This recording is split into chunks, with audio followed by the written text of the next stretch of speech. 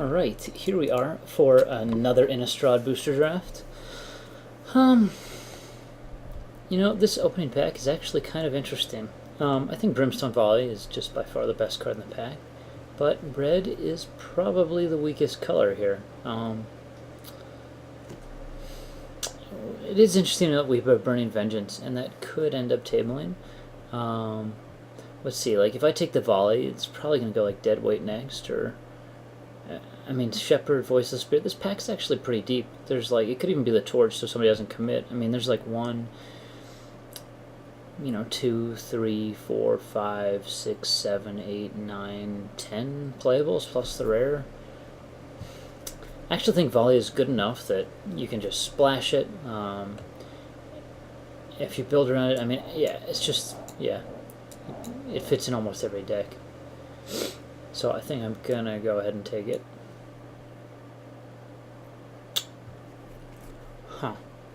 Well, we've just passed the Deadweight, which is the logical second pick, or the Blazing Torch, probably from that pack. So it's possible Galvanic Juggernaut could be the best card here, just because we really don't want to be committing. We know they took the rare. We might not want to commit to another color. It's interesting that there's Midnight Haunting and a Voiceless Spirit. Like, if we take the Deadweight here, that's 3 solid white cards in the Juggernaut that are going out.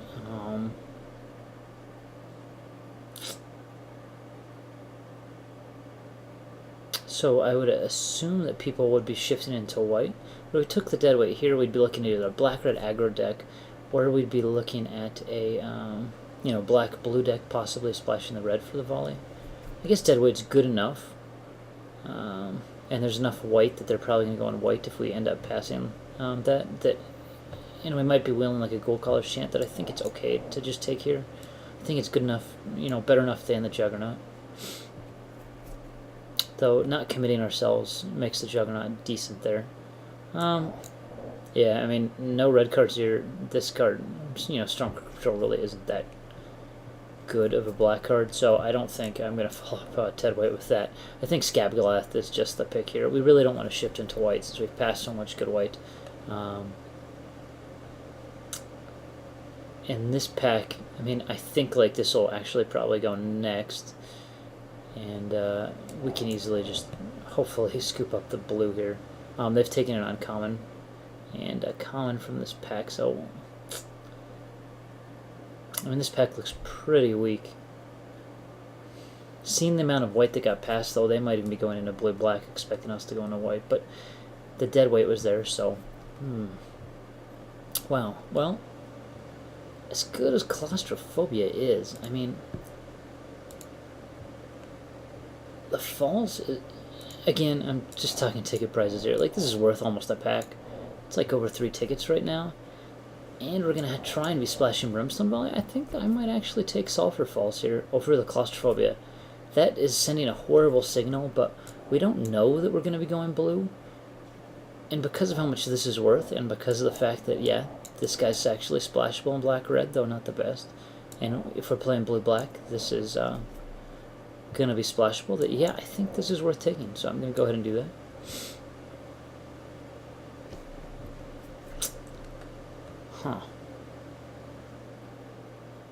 Well, based on the Claustrophobia there, I think blue is probably more open than the black. I don't really want to take a Traveler's Amulet this early, though, again, that might be the best pick. I think just the Watchkeep is going to be the pick here, yeah. We're seeing a lot of wolves. I mean, it looks like they're shipping us the green-white deck in blue, and they're maybe going red-black. Watchkeep might be, worse than, like, the Amulet here, but I think it's strong. Yeah, it's got to be stronger than Amulet. It's got to be stronger than Brain Weevils at this point, stage of the game.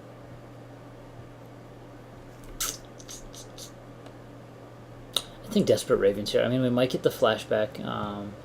We might get, the Burning Vengeance coming back. And Desperate Ravens is a fine card in its own. Even if we go black, red, splashing blue, we're able to make use of the flashback with our land. I don't think any of these other cards are really pulling us, away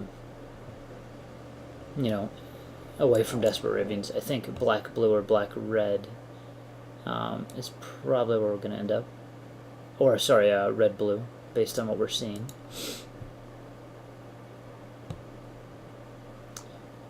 Well, this is actually kind of... Like, either we take the blood now and we look for a more red-based deck that can possibly build around the blood, or we take the Oculus and we move into a blue-red deck that maybe is splashing the dead white. We haven't seen a lot of black at all, so I'm more inclined to move into the blue-red direction. Where this guy could be pretty decent with Burning Vengeance if it does table here. And Trader's Blood is much better in a blue-red deck than it would be, or sorry, a black-red deck than a blue-red deck. So I think it's fine to just go ahead and, since we're not seeing a lot of black, to go ahead and take the Oculus and shift into blue-red, since I don't think black-red is going to be that open. And maybe we'll pick up the Amulet to splash that dead white. And the Hound here is just going to be the best card. Can actually sort by cost now.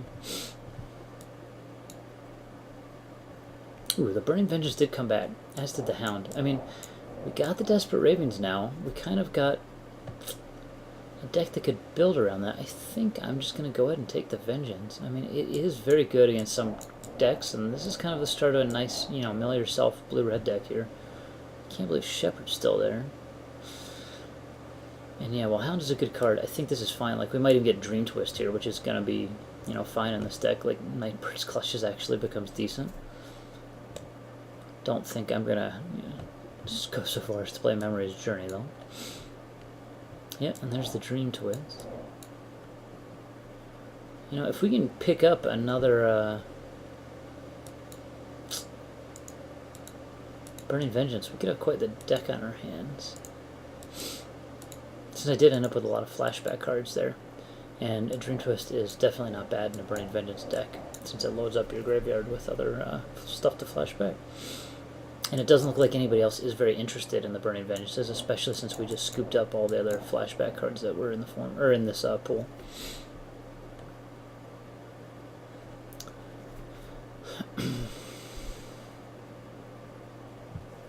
Stromkirk Noble. Yeah. I mean, Desperate Ravens might actually table. Visible Stalker's not horrible in this deck. But Stromkirk Noble is a fine card. It's decent with Nightbird's Clutches. Yeah, I mean, hopefully we take this and we get the Ravens to table. Yep. Wow, and okay, well, it's got flashback, it kills people. That is the perfect card. Don't think, you know, we might get, like, you know, the Riot Devils back, or the Moon Heron from here. We got 1, 2, 3, I guess 4, 5, 6, 7. Wait, 1, 2, 3, 4, 5, 6. Yeah, probably not going to get anything. But getting a Devil's Play there is quite interesting.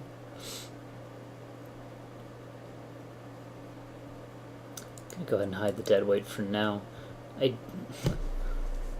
mean, like, picking up the Shimmering Grotto at some point, or the Amulet might be fine. Like, Forbidden Alchemy fits really well with our deck, and we would maybe want to play black mana. We could make use of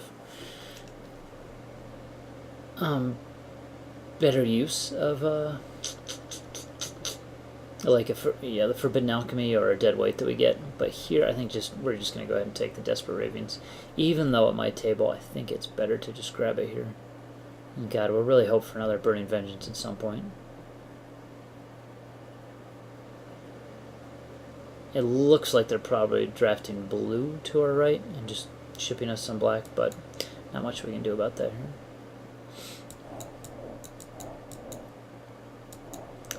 I mean, I'd rather be playing stuff like Desperate Ravens over Nightbird's Clutches. We don't have that many creatures.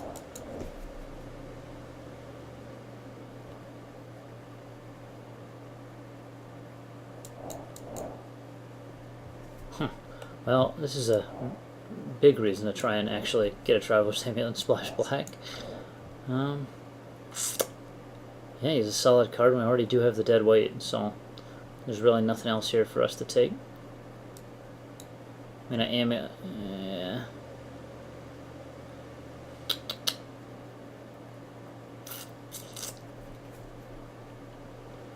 I mean, I guess I could still be splashing blue, but obviously when this is milled, it's more than a splash.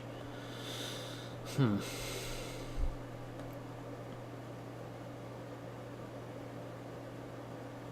really don't like taking Pharaoh Ridgewolf this early, but I don't think Curiosity is going to cut it. I mean, it looks like nobody's drafting white. We passed all of that white, and we're seeing this white come back. I'm just wondering, people must have opened some busted rares. It's very interesting to see this Priest and this Chapelgeist when we passed so much white early on. Yeah, I think I just take the Curiosity here. Maybe we get, God, and again, another Chapelgeist. Jesus. Guess I should have ended up being in white. No Burning Vengeances and a billion Chapelgeists coming back. Well, I'm going to take the Hound here. We definitely need more creatures. Hound is a solid creature. And there's the Forbidden Alchemy. Wow, and a Champion of the Parish.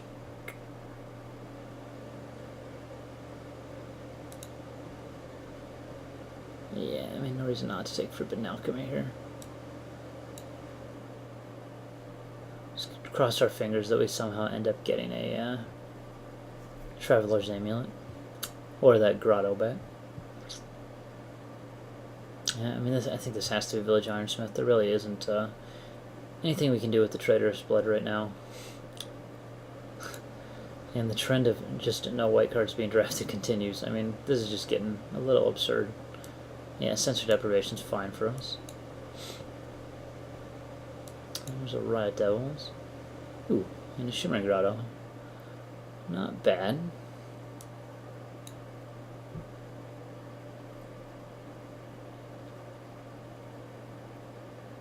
Yeah, we really would love another Burning Vengeance. I mean, we don't want to, we can't really cast Desperate Ravens until we've got the Vengeance in play if we have it in our hand.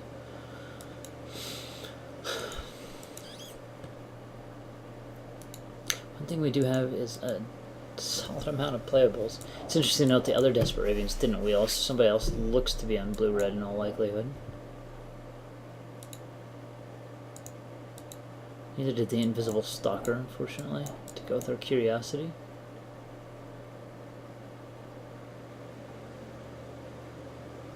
Currently have 7 flashback cards, that's pretty solid. In fact, like Delver of Seekers would be decent in our deck, then yeah. Provided we end up playing all these cards, we might not be playing like all the Nightbird's Clutches and such.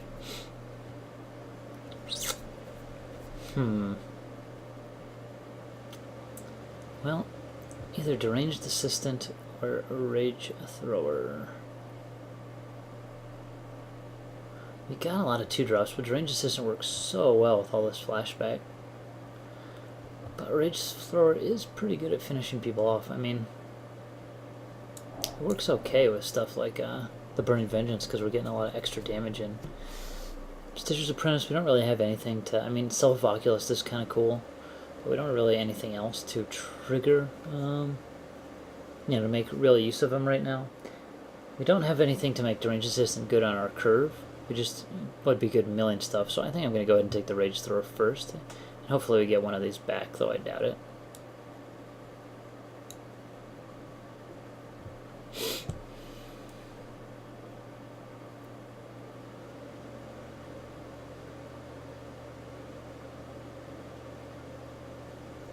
And another Devil's Play, okay. Well,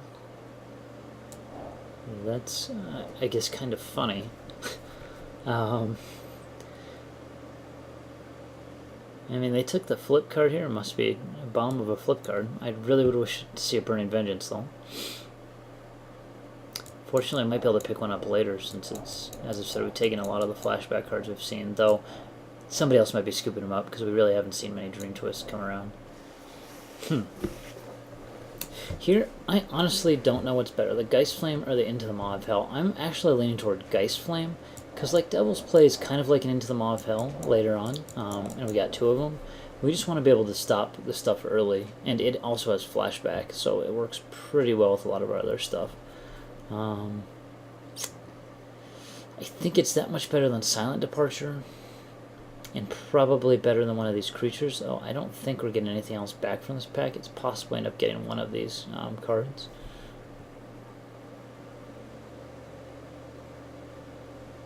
Yeah, I think Ice Flame's pretty easy pick here. Well, not extremely easy, but for the reasons I said, like Into the Maw, these easily replace that. Into the Maw, it should be noted, is good against us with our splash or our lands. Wow, so an Armored Scab or an Into the Maw of Hell.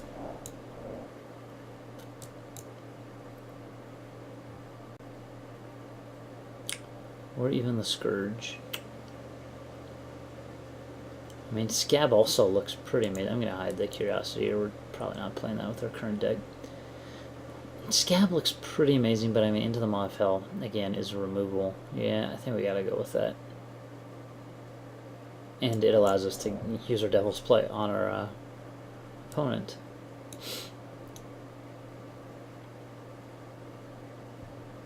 Well, Fortress Crab seems like the pick. Nothing else really usable by us. Ooh, so now we have the choice between Deranged Assistant and Stitcher's Apprentice.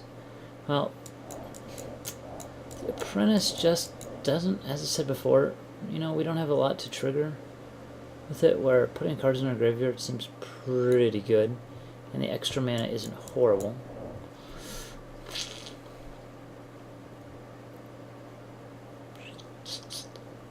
And we're not going to be playing 2 Grottos, so I think just to Dissipate here. And unfortunately, we did not get back, or get another Burning Vengeance, which means we're probably not going to be playing like the Nightbird's Clutches or the Dream Twist.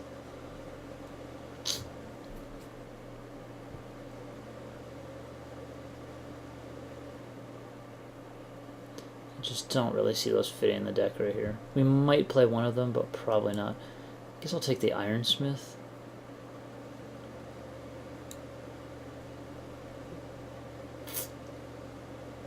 Yeah, I mean, I'll grab Stitcher's Apprentice here.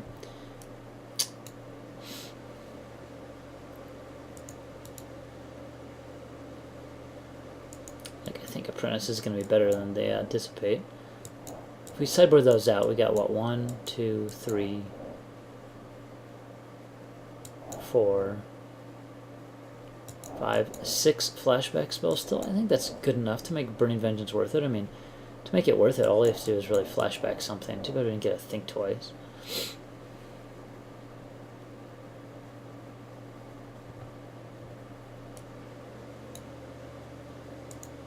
Go ahead and hate the Pilgrim there.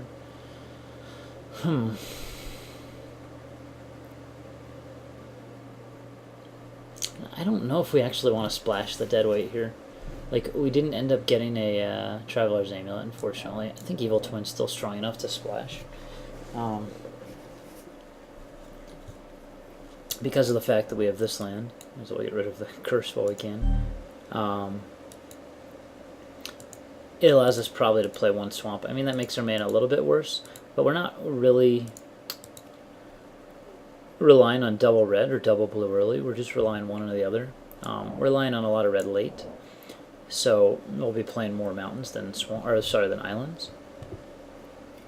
But since we're not really relying on that stuff, I think it's worth playing the swamp and the Evil Twin, because Evil Twin is quite the card. I don't know if we're playing the Deprivation yet, but we'll see. We don't really have anything with Evasion, so Curiosity just doesn't seem very strong.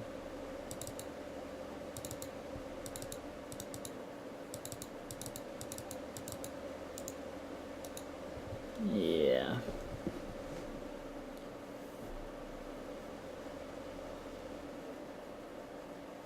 Just briefly looking at the other black cards. Yeah, not too much. So we gotta cut something here. The question really is it like Riot Devils? I mean, these are probably my weakest cards here. I think Sensory Deprivation actually follows a decent role in this deck. The problem is it's not a creature, so we can't like mill something like the Goliath when we might want to. And it doesn't have flashback.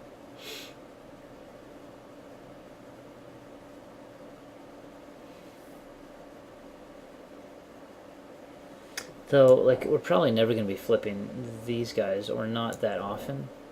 We already do have a lot of 2-drops. So I think the Ironsmith might actually be the worst card. I mean, Devils does provide, while I wish he was an Oculist, he does provide a decent amount of protection early on.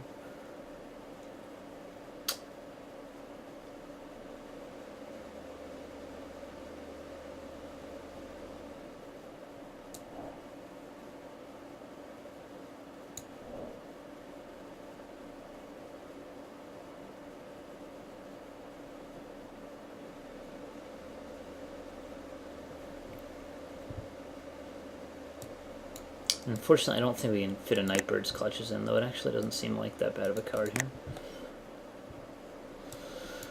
here. Does that count good? Let's see, we got 1, 2, 5, 6, 7, 8.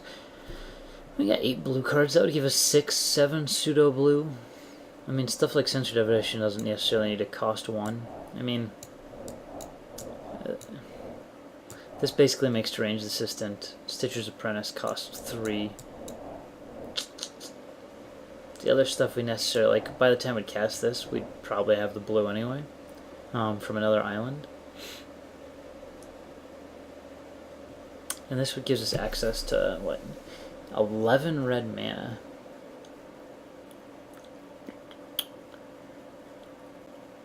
Yeah, I mean, that doesn't look horrible. We'd definitely like to have red mana early because of the Noble, the Geist Flame, casting our first Ravens. Sure, I think that's fine.